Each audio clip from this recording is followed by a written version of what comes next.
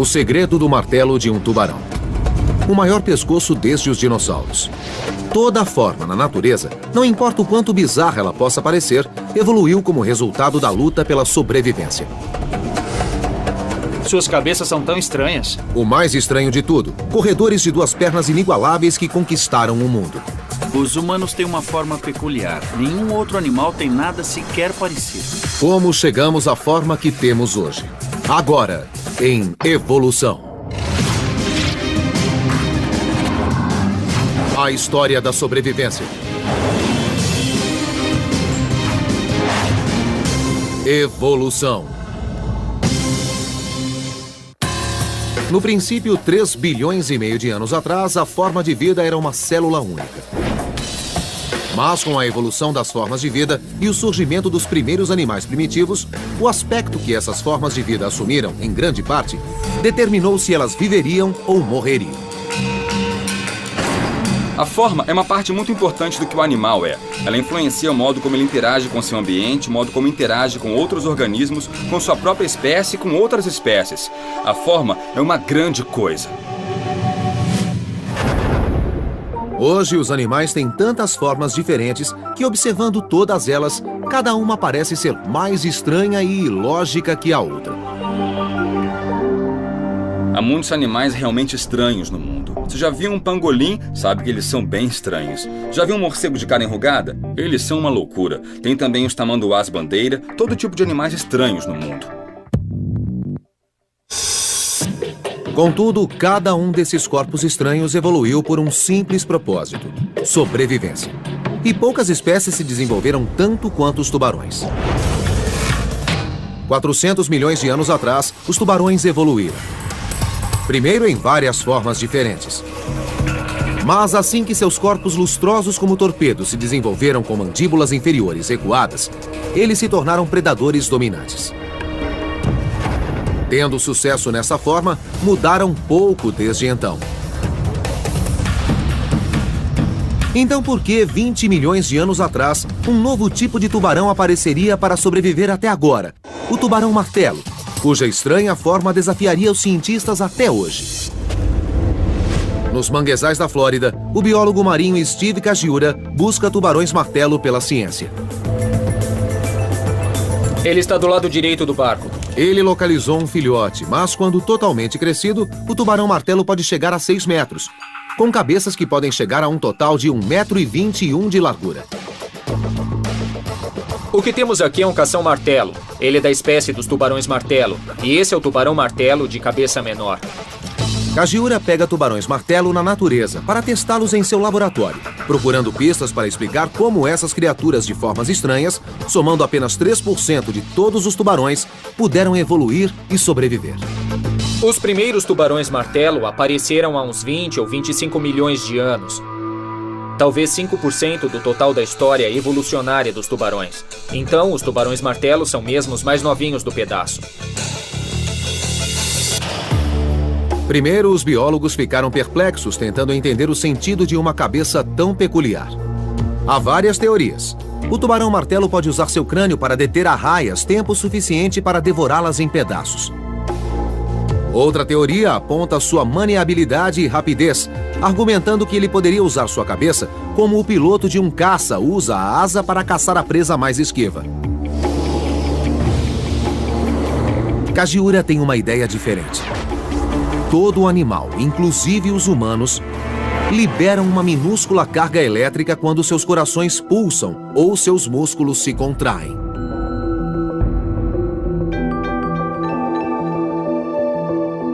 Todos os tubarões podem detectar essa eletricidade pulsando em torno de si por centenas de microporos pretos espalhados em suas cabeças.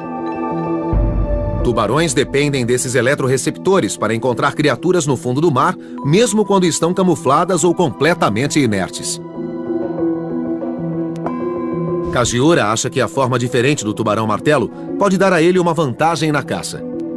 Um radar maior que explicaria por que a estranha forma prosperou. Ninguém nunca testou isso. Até agora.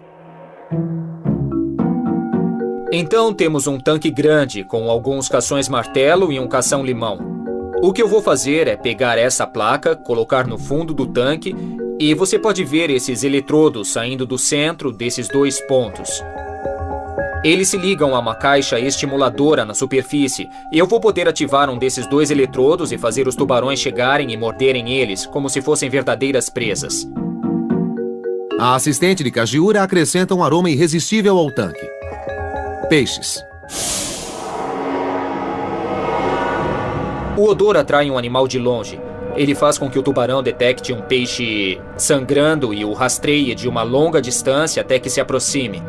Em se tratando da mordida, eles nunca veem o que estão comendo. Os olhos estão nas extremidades e a boca está embaixo. Eles têm que confiar em seu sistema sensorial para posicionar suas bocas nas presas. Com o apetite dos tubarões realçado, Kajiura liga o pulsar dos eletrodos.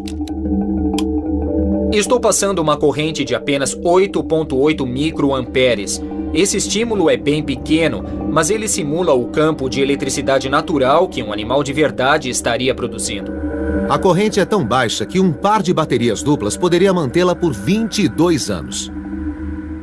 Muito bem, eletrodo 1 ligado, da direita. Vejamos se o tubarão vai morder aquele eletrodo. Aí vem ele, está se aproximando. Aquele não é o eletrodo ativo. Ele vai nadar até aquele sem morder, você vai ver. E agora ele está voltando, descendo, certamente está buscando. Ótimo, olha isso, uma mordida bastante óbvia no eletrodo, fica muito claro. A carga é só um pouco mais alta que a liberada por um pensamento humano.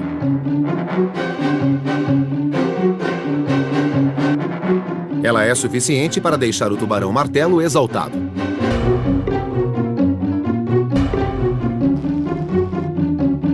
Em todas as ocasiões, o tubarão martelo vence o cação-limão de cabeça pontuda. É um cação-martelo macho que está mordendo essa. O cação-limão ainda está circulando lá em cima na água. Para ser justo, esse cação-limão foi transferido da natureza para um tanque recentemente.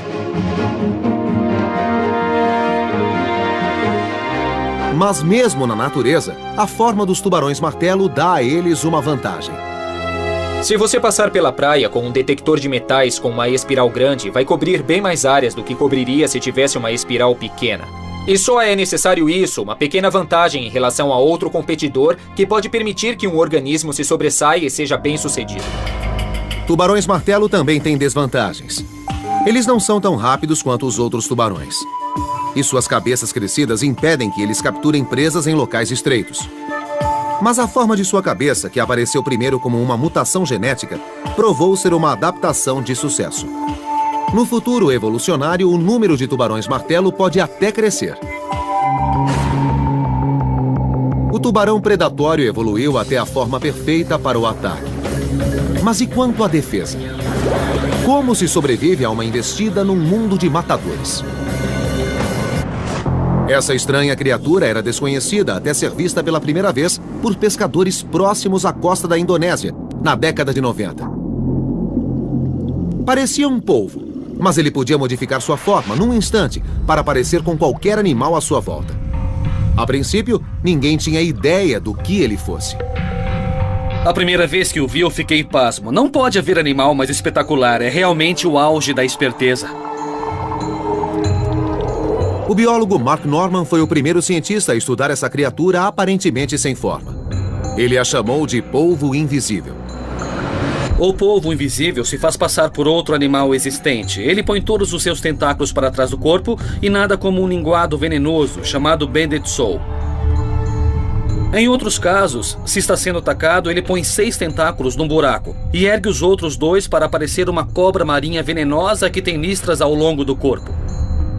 Se não for suficiente, ele nada parecendo lionfish venenoso, com os tentáculos parecendo os espinhos que saem desses peixes perigosos.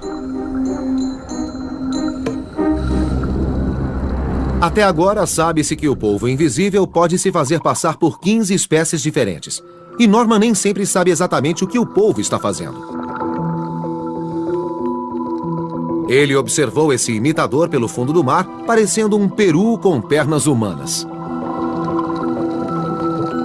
Às vezes é difícil interpretar o que o povo invisível está fazendo. É como olhar borrões de tinta num consultório psiquiátrico pensando: eu não sei o que é isso. Pode ser um piano, pode ser uma geladeira. Então juntamos 3 ou 4 mergulhadores e discutimos a noite toda, tentando descobrir o que ele estava imitando. De onde saiu o maior ator da natureza? As respostas começam há 500 milhões de anos, com os primeiros monstros marinhos. Iniciada há mais de 540 milhões de anos, no período cambriano, a vida explodiu em uma enciclopédia de formas. Várias formas de corpos que nunca existiram antes apareceram de repente. De repente, há partes de corpos que nunca existiram, coisas como conchas. O que levou ao desenvolvimento das conchas foi a evolução de novos e mortais predadores. Para que uma espécie sobrevivesse aos ataques, defesas bem-sucedidas teriam que surgir. O náutilo, com sua elegante concha em espiral, é uma lembrança das primeiras criaturas com conchas. Forte o suficiente para desencorajar pequenos predadores, ele também pode se mover com rapidez para fugir de caçadores maiores que possam devorá-lo por inteiro. A forma do náutilo é muito aerodinâmica. Expulsando água, ele pode se mover de costas bem mais que 24 km por hora em curtos impulsos. Outras criaturas com conchas não foram tão rápidas. E nos 150 milhões de anos seguintes, várias se extinguiram ou evoluíram em novas formas para sobreviver. Essas são sépias. Elas apareceram em torno da mesma época que os tubarões, 400 milhões de anos atrás. Elas são como os náutilos, nascem peladas, sem sua concha. Sua cartilagem dura, o osso de ciba, ajuda em sua locomoção na água. Mas não se confinando apenas em suas conchas. Elas podem entrar em fendas estreitas, seu corpo é muito gelatinoso. Elas podem se espremer em pedras e cavernas e caçam ativamente em áreas que ninguém poderia caçar antes. Essa vantagem foi contrabalançada por sua forma indefesa. Sem suas conchas, as sépias desenvolveram uma habilidade incrível de sumir diante dos seus olhos. Sépias são geneticamente levadas a se camuflarem em qualquer cenário dado a elas. O biólogo Roger Hanlon tenta desvendar os mistérios da sépia e de seu primo, o polvo, desde a primeira vez em que viu uma mudar de cor em 1968. Eu não posso evitar. Toda vez que eu penso que eu vi alguma coisa incrível, elas dão outra reviravolta que me tira o fôlego.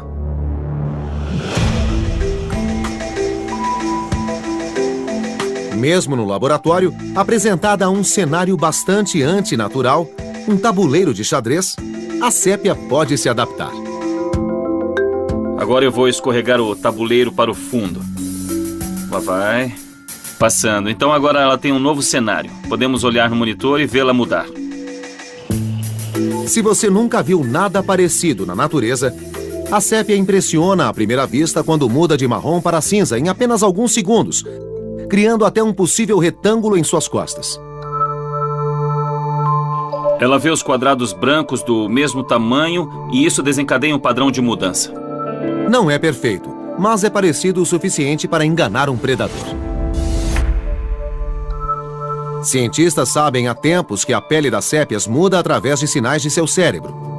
Mas ninguém nunca teve certeza absoluta de como esses sinais são transmitidos.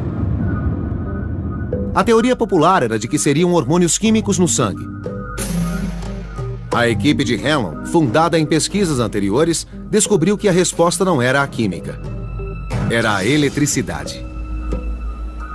A pele da sépia e de todo o resto da família dos polvos é coberta por 2 camadas de células produtoras de cores.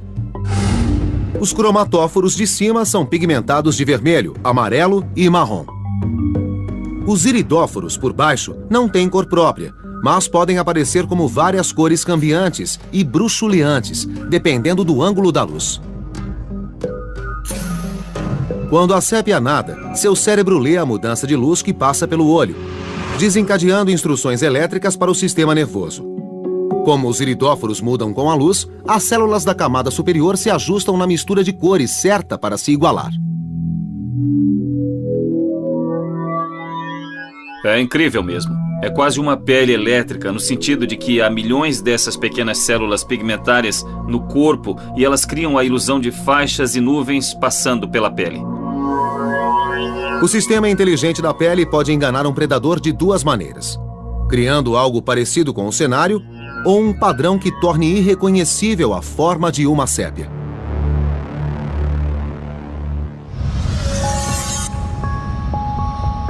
$200 milhões de anos depois, outro primo da sépia também perdeu sua concha e usou a mesma habilidade de pele para se esconder: o polvo. Diferente da sépia, o polvo não tem nenhum osso. Ele é puramente músculos flexíveis. A forma corporal mais elástica do planeta. Podemos pensar neles como animais quase líquidos. Eles são plásticos, podem mudar a distância dos membros para o corpo, mas além disso, eles têm essa pele incrível. A pele pode não só mudar de cor com detalhes, quase como uma pele em alta definição, mas também pode mudar de forma. Então eles podem erguer pequenas ramificações de pele ou pequenas saliências, o que significa que podem personificar as formas de cascalho, corais ou recifes. Os polvos se camuflam para se defenderem dos predadores e para se aproximarem das presas. Nessas imagens, um polvo persegue e depois ataca um caranguejo.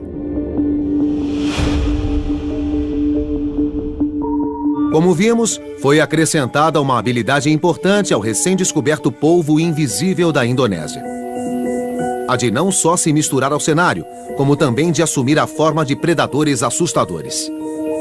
Acho que eles não aprendem essas formas no crescimento. Acho que é uma memória evolucionária. O biólogo Mark Norman acredita que o polvo invisível tenha evoluído talvez há 50 milhões de anos, quando ele saiu da segurança de recifes de corais em busca de novas fontes de comida nas planícies profundas e arenosas da costa indonésia, onde nenhum polvo pode se esconder. Quando ele nada por essas áreas, não há proteção de recifes nem de corais. Seria como tentar se igualar a uma folha branca de papel. Os únicos outros animais que saem durante o dia nessas planícies de areia são cobertos de espinhos ou são venenosos. Para o imitador em evolução, o outro lado da sobrevivência do mais apto é a morte aos maus atores. Nenhum predador vai permitir que um mau ator viva mais de 3 minutos. Esses animais se tornaram imitadores tão bons porque eles tiveram críticos severos.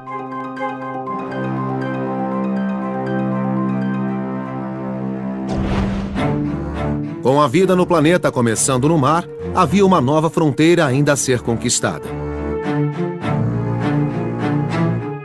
As primeiras criaturas parecidas com peixes rastejaram para a Terra há aproximadamente 400 milhões de anos. Suas formas teriam que evoluir se quisessem ter alguma chance de sobrevivência. Ponha um peixe no chão e o que acontece? Claro que ele cai, fica deitado de lado. O zoólogo de Harvard, Ferris Jenkins, busca fósseis dos primeiros animais terrestres há décadas. Eles tinham membros e os peixes não. Se um evoluiu do outro, onde está o elo perdido? Jenkins reuniu uma equipe de paleontólogos que procuraram por ele num local remoto no norte do Canadá. Depois de 6 anos de escavações, em 2004, eles conseguiram. O fóssil de um peixe começando a evoluir para um animal terrestre de 4 patas.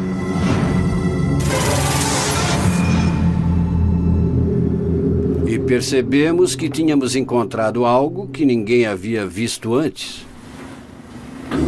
Essa descoberta espetacular é, obviamente, um peixe. Eu vejo os ossos que sustentavam as guelras que esse animal ainda tinha.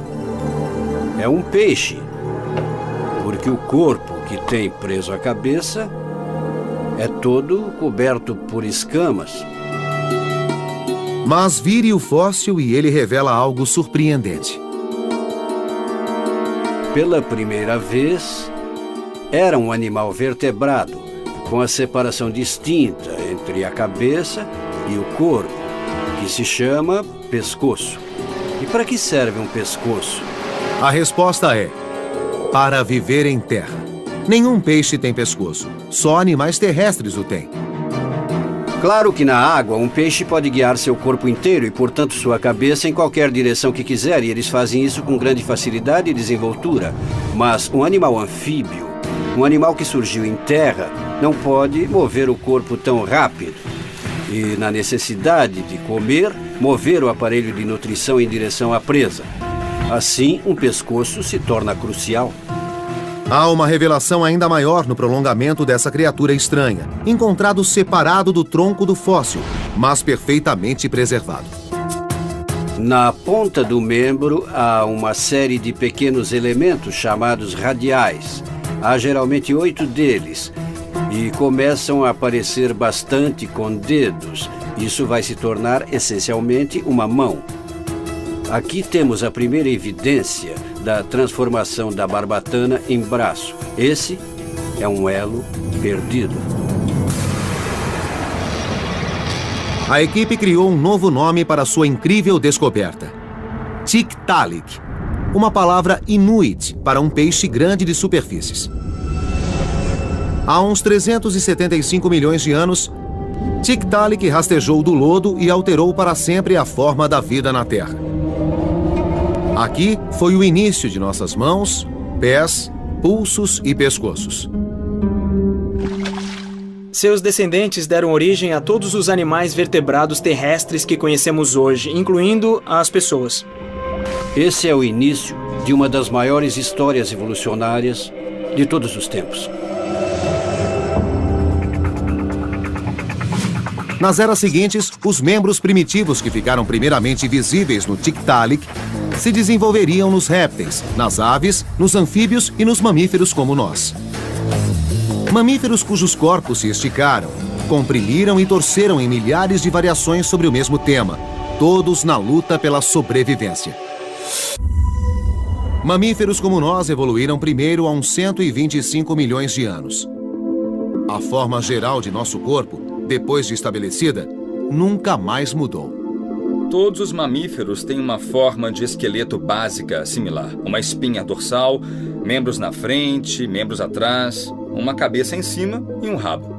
Mas mesmo todos os mamíferos sendo geralmente da mesma forma, há muitas variações.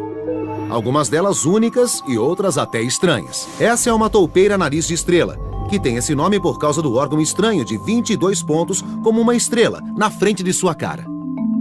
O animal é bastante bizarro. Só de olhar para a cara dele, você pode ver esses apêndices em torno das narinas. Ken Catania estuda a toupeira nariz de estrela na Universidade de Vanderbilt, em Nashville. Quando você percebe os detalhes, o mistério só cresce, porque ela não se parece com mais nada no planeta. Você se pergunta se a toupeira nariz de estrela é de Marte.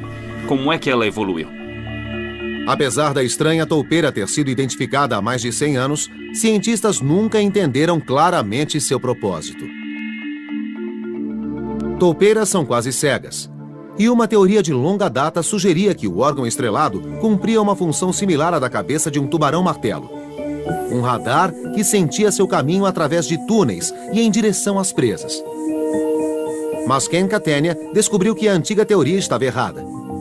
Na realidade, é uma superfície de pele cheia de receptores ao tato. Ele é cheio de dezenas de milhares de minúsculos órgãos que são usados para o tato. A toupeira nariz de estrela vive toda a sua vida num labirinto de passagens subterrâneas, onde a competição por comida é feroz. Na verdade, há várias outras espécies de pequenos mamíferos que passam pelos mesmos túneis. Com precisão e velocidade fenomenais, os milhares de órgãos sensíveis ao tato na estrela localizam pequenas fontes de comida rapidamente. Elas estão no Guinness, o livro dos recordes, pela velocidade com que detectam uma coisa e a comem. Eles levam em torno de 1/5 de segundo entre tocar, pegar com a boca, engolir e sair à procura de outra coisa. Para ter nutrição suficiente para sobreviver, a toupeira nariz de estrela precisa comer quase o tempo todo. A estrela permite que isso aconteça. Mas de onde ela saiu? A pele não é preservada nos fósseis. Então Catania recorre ao exame de um embrião da toupeira, porque o desenvolvimento desse embrião é, em parte, uma reprodução do passado evolucionário. O que vemos no desenvolvimento embrionário é que essas coisas se formam para os lados da cara e logo depois do nascimento elas abrem para frente. A maioria das criaturas desenvolve apêndices, como braços, de maneiras diferentes. Apêndices em animais existem em enorme diversidade e eles todos se formam crescendo para fora do corpo, saindo consecutivamente da superfície da pele. O exame do embrião da toupeira sugere que milhões de anos atrás, a cara da toupeira desenvolvia listras de pele sensível. Com o tempo, as listras saíram da lateral da cara para se reunirem na ponta do focinho. E, finalmente, se abriram como uma banana, formando a estrela de hoje. Essa é uma sequência evolucionária completamente estranha. Você pode discutir que é ineficiente, de certa forma, e mal projetada. E é esse tipo de coisa que dá uma das mais fortes evidências de evolução. Se você começar do zero na criação de uma coisa, vai fazer isso de maneira mais eficiente que puder. Mas se precisar mudar as coisas sutilmente a partir de partes já existentes, geralmente acaba com algo que funciona, mas que podia ter sido feito de maneira melhor.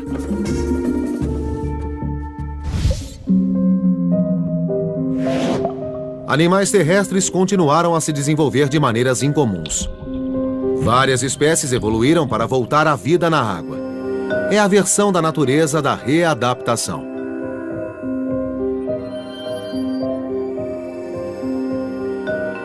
Partes construídas para a Terra foram remodeladas durante milhões de anos para a vida na água. Um dos primeiros mamíferos a voltar para o mar foi o ancestral do ornitorrinco atual. Os ornitorrincos têm esse bico grande como as aves, mas não são aves. Tem uma espora que sai de seus tornozelos e que liberam veneno. Tem ossos estranhos que saem de sua pelvis. Tem pelos densos como um tapete. São animais muito esquisitos. Quando o ornitorrinco foi descoberto, acharam que ele fosse uma fraude. Quando enviaram o espécime para o museu em Londres, acharam que ele fosse forjado de diferentes partes de um animal. O ornitorrinco foi completamente remodelado pelo desafio da sobrevivência ao seu meio. O bico de um ornitorrinco é usado para encontrar comida no fundo lodoso de um rio. Os pés palmados são usados para nadar. Se observar a pelagem densa, ela os ajuda a se manterem à prova d'água quando nadam. Tudo funciona para o que fazem, ou então a seleção natural acabaria se livrando deles.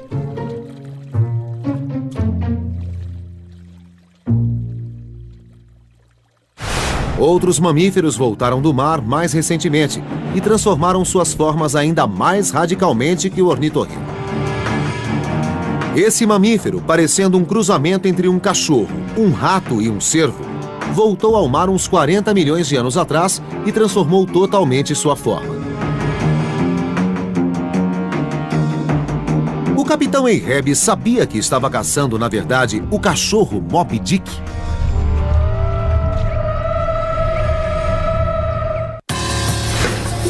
De suas distantes origens, 190 milhões de anos atrás, os mamíferos se espalharam por todos os cantos da Terra, mudando de forma para se adaptar. Mas das mais de 5.000 diferentes espécies de mamíferos existentes hoje, talvez nenhuma tenha passado por uma transformação tão extrema quanto o Paquicetus. Parecendo um cruzamento entre um cachorro, um rato, mas geneticamente próximo a um hipopótamo, esse mamífero terrestre começou uma jornada para uma nova vida e uma nova forma há 50 milhões de anos, quando seguiu para o mar. Eles tinham membros frontais e eles andavam na terra. Já que foram para o ambiente aquático e passavam cada vez mais tempo na água, gradualmente perderam a necessidade de ter membros traseiros e dianteiros. Os dianteiros viraram nadadeiras e os traseiros se perderam. O resultado de milhões de anos em desenvolvimento foi a baleia. Ela ficou enorme em seu lar no oceano, mas ainda guarda suas raízes mamíferas.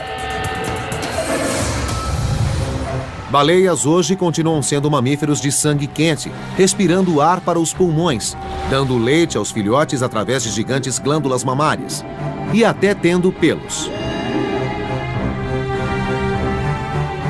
Esse esqueleto de uma baleia azul de 26,5 metros revela claramente os vestígios, 50 milhões de anos depois, da pata do Paquicetus, com ossos de dedos agora transformados em barbatana, como uma mão numa luva sem dedos.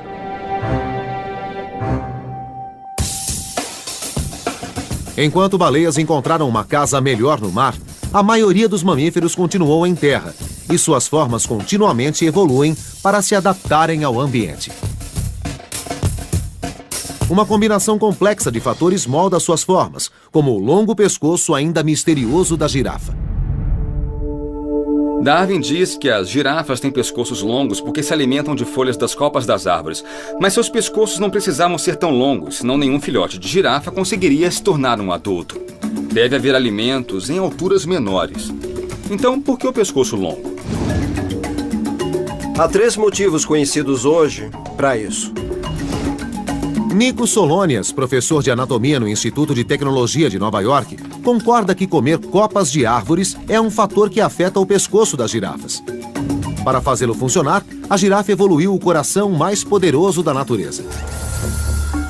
A distância entre o coração e a cabeça da girafa é tão grande que ela precisa de um sistema de bombeamento de sangue especial para impedir que ela desmaie toda vez que baixar a cabeça, devido a mudanças na pressão sanguínea. Para manter o sangue bombeando corretamente, o coração da girafa chegou a um tamanho imenso, 25 vezes maior que um coração humano.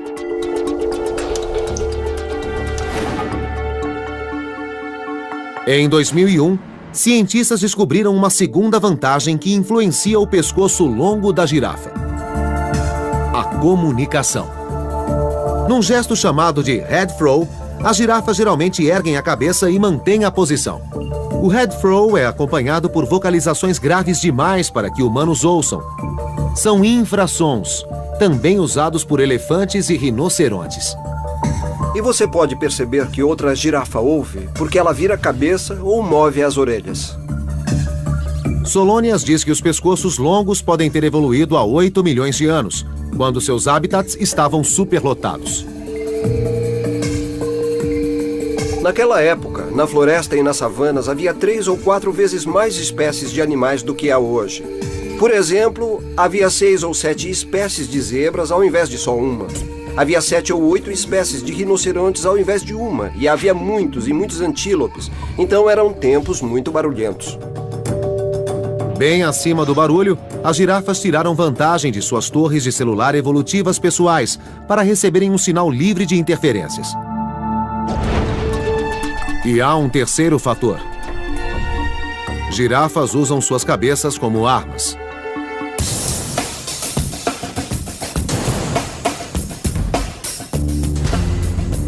Girafas macho usam seus pescoços como taco flexível. Eles balançam os pescoços e golpeiam uns aos outros com força para estabelecer territórios. O vencedor consegue mais fêmeas. Porque girafas com pescoços maiores e mais poderosos têm mais possibilidade de ganhar fêmeas para acasalar, elas geraram, com o tempo, girafas com pescoços ainda mais longos.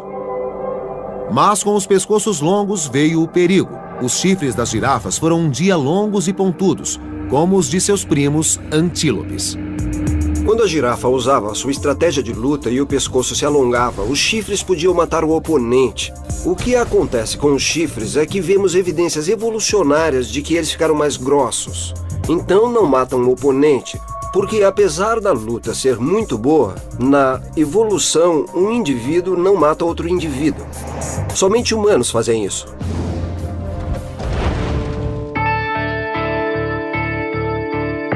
Do ponto de vista da evolução, o sexo, a atração de um parceiro e a reprodução são o objetivo da vida. A necessidade de um macho se exibir para atrair fêmeas causou a evolução de uma incrível variedade de formas. Alguns, como os pavões, ficam bonitos. Em outros, é mais difícil ver o atrativo.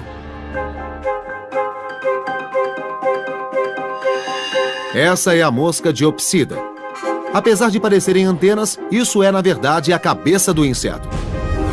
Seu cérebro preenche a haste e seus olhos ficam nas pontas. Você não poderia imaginar isso se não visse, porque suas cabeças são muito estranhas. O biólogo Gerald Wilkinson vê os insetos como o livro aberto da evolução.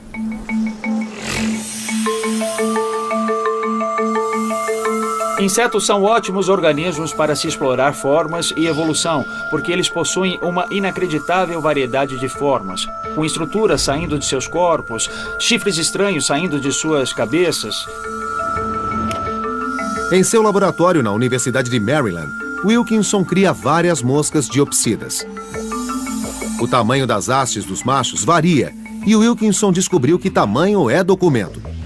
Fêmeas, geração após geração, preferem acasalar com machos com as maiores hastes. Um comportamento desconcertante, porque as longas hastes parecem atrapalhar a capacidade de sobreviver da espécie. Se você tem olhos em hastes, é mais difícil acelerar ou manobrar quando está voando. E, consequentemente, é difícil ver que vantagem uma mosca teria colocando seus olhos nas pontas de hastes. Pesquisando, Wilkinson examina embriões ou larvas de machos de diopsidas, tentando isolar os genes quando eles formam o olho, a cabeça e o cérebro.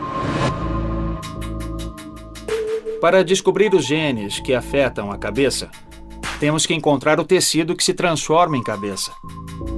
E esse tecido começa a se formar no estágio de larva. Isolando as hastes curtas e as hastes longas, enquanto elas se formam nos embriões ou larvas das moscas, Wilkinson descobriu a diferença entre elas. As hastes curtas carecem do cromossomo vital para a produção de machos. Eles não podem ter filhos machos, só fêmeas. A haste curta é uma assassina da espécie. Se não fosse impedido por algum processo, isso poderia um dia fazer com que a população desaparecesse, porque não existiria mais machos, sobrariam apenas fêmeas. A haste longa pode parecer bizarra para nós, mas para uma mosca fêmea é um claro indicador da melhor escolha de parceiro.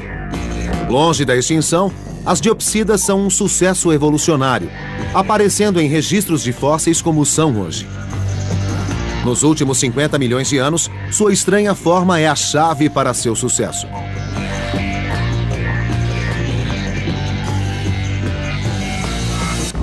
Há milhões de anos, formas animais surgem e desaparecem. As mais bem-sucedidas prosperam, não importa o quanto estranhas sejam. Pescoços estranhos, orelhas estranhas e peles quase sem pelos. Bem-vindos ao estranho mundo dos humanos. Não somos menos estranhos ou peculiares que a toupeira nariz de estrela. Há 3,5 bilhões de anos, a vida floresce na Terra. A forma de cada organismo é forjada por múltiplos fatores. O corpo humano também foi formado pela necessidade evolucionária de uma forma única. Coisas como o tubarão-martelo, o pescoço da girafa, tudo isso nos parece bastante peculiar. Sabe de uma coisa, eles não são muito mais peculiares que nós. Os humanos têm mesmo uma forma diferente no mundo animal e ela é única. Nenhum outro animal tem nada sequer parecido. O foco do trabalho do anatomista Bruce Larimer é a evolução do corpo humano.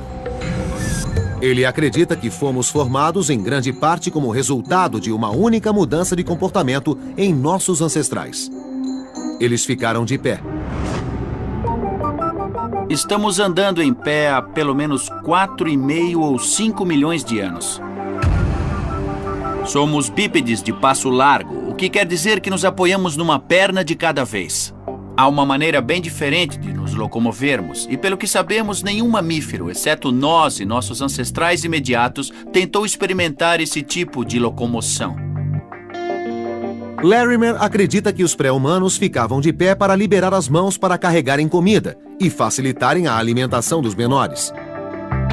Ele acredita que as mãos livres levaram ao desenvolvimento de ferramentas, que levaram ao preparo de comidas, que levaram aos melhores nutrientes e a um cérebro maior. Isso permitiu que nos espalhássemos pelo mundo. Tudo só por termos ficado de pé, uma mudança que formou nosso corpo, começando pela coluna.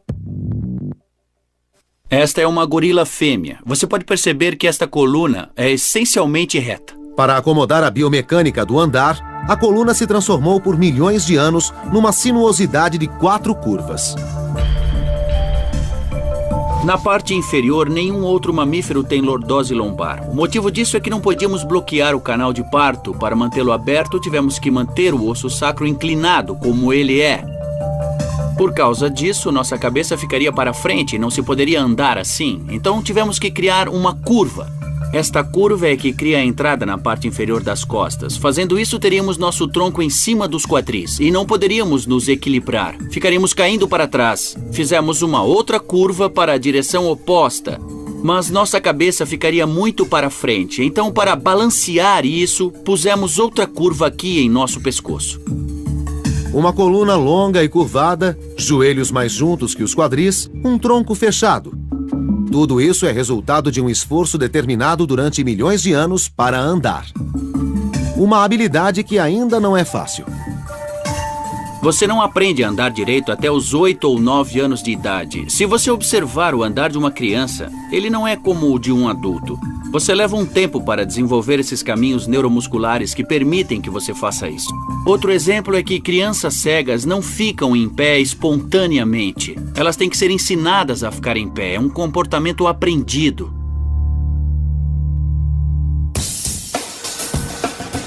Cientistas ainda tentam entender o básico do que a maioria de nós considera comum.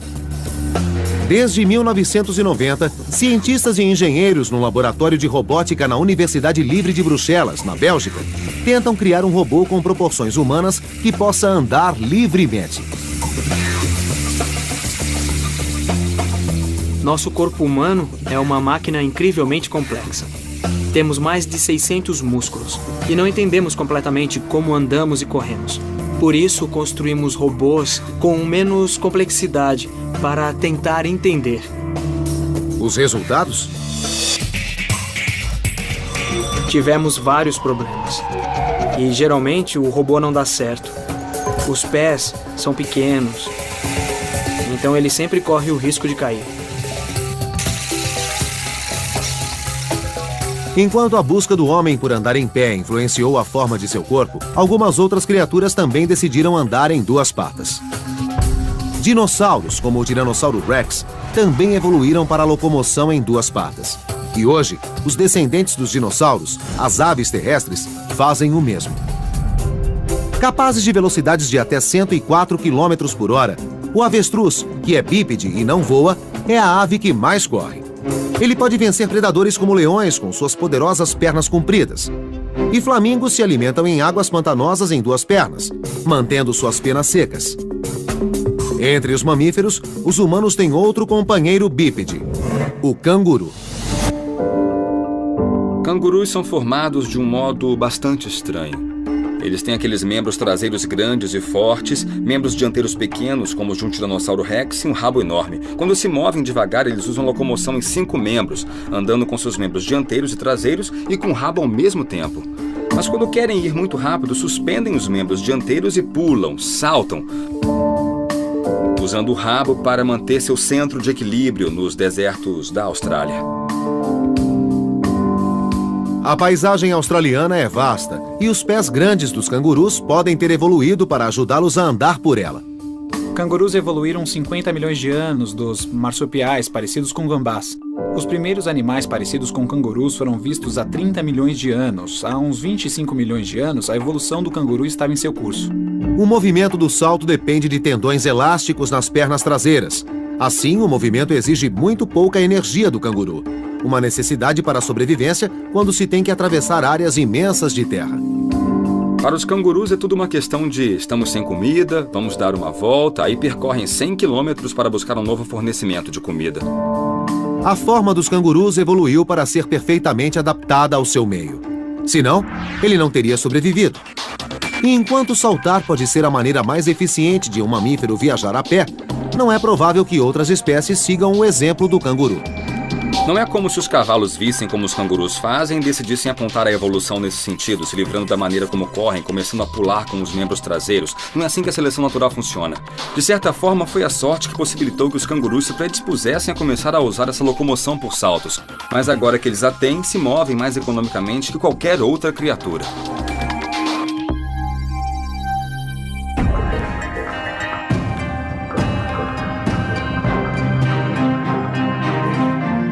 Do deserto para o fundo do mar e para o céu. Toda criatura deve sua forma única aos poderes da evolução. Mudando por milhões de anos, moldando membros, cabeças e conchas, até uma forma que possa sobreviver. Enquanto a vida na Terra segue em direção aos 4 bilhões de anos, a forma das coisas continua a evoluir. Mas com a evolução das formas de vida e o surgimento dos primeiros animais primitivos, o aspecto que essas formas de vida assumiram, em grande parte, determinou se elas viveriam ou morreriam. A forma é uma parte muito importante do que o animal é.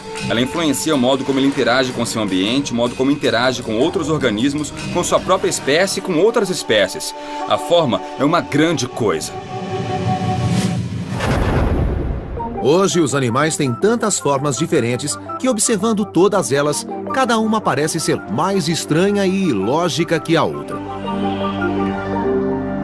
Há muitos animais realmente estranhos no mundo. Você já viu um pangolim? Sabe que eles são bem estranhos. Já viu um morcego de cara enrugada? Eles são uma loucura. Tem também os tamanduás-bandeira, todo tipo de animais estranhos no mundo.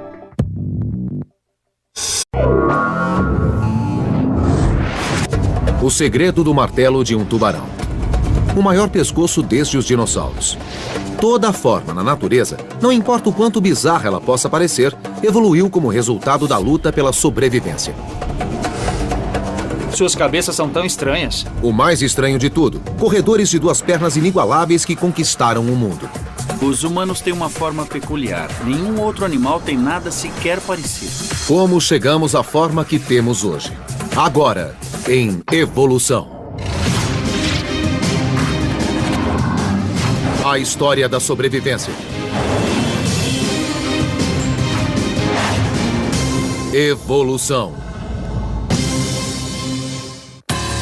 No princípio, 3 bilhões e meio de anos atrás, a forma de vida era uma célula única. Contudo, cada um desses corpos estranhos evoluiu por um simples propósito: sobrevivência. E poucas espécies se desenvolveram tanto quanto os tubarões. 400 milhões de anos atrás, os tubarões evoluíram. Primeiro em várias formas diferentes. Mas assim que seus corpos lustrosos como torpedos se desenvolveram com mandíbulas inferiores recuadas, eles se tornaram predadores dominantes. Tendo sucesso nessa forma, mudaram pouco desde então. Então por que 20 milhões de anos atrás, um novo tipo de tubarão apareceria para sobreviver até agora? O tubarão-martelo, cuja estranha forma desafiaria os cientistas até hoje. Nos manguezais da Flórida, o biólogo marinho Steve Kajiura busca tubarões-martelo pela ciência. Ele está do lado direito do barco. Ele localizou um filhote, mas quando totalmente crescido, o tubarão-martelo pode chegar a 6 metros, com cabeças que podem chegar a um total de 1,21 m de largura. O que temos aqui é um cação-martelo. Ele é da espécie dos tubarões-martelo. E esse é o tubarão-martelo de cabeça menor. Kajiura pega tubarões-martelo na natureza para testá-los em seu laboratório, procurando pistas para explicar como essas criaturas de formas estranhas, somando apenas 3% de todos os tubarões, puderam evoluir e sobreviver. Os primeiros tubarões-martelo apareceram há uns 20 ou 25 milhões de anos. Talvez 5% do total da história evolucionária dos tubarões. Então, os tubarões-martelo são mesmo os mais novinhos do pedaço. Primeiro, os biólogos ficaram perplexos tentando entender o sentido de uma cabeça tão peculiar. Há várias teorias. O tubarão-martelo pode usar seu crânio para deter arraias tempo suficiente para devorá-las em pedaços. Outra teoria aponta sua maniabilidade e rapidez, argumentando que ele poderia usar sua cabeça como o piloto de um caça usa a asa para caçar a presa mais esquiva. Kajiura tem uma ideia diferente. Todo animal, inclusive os humanos, liberam uma minúscula carga elétrica quando seus corações pulsam ou seus músculos se contraem.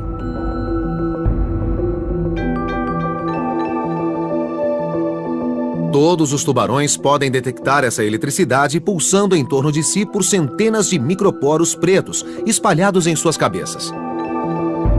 Tubarões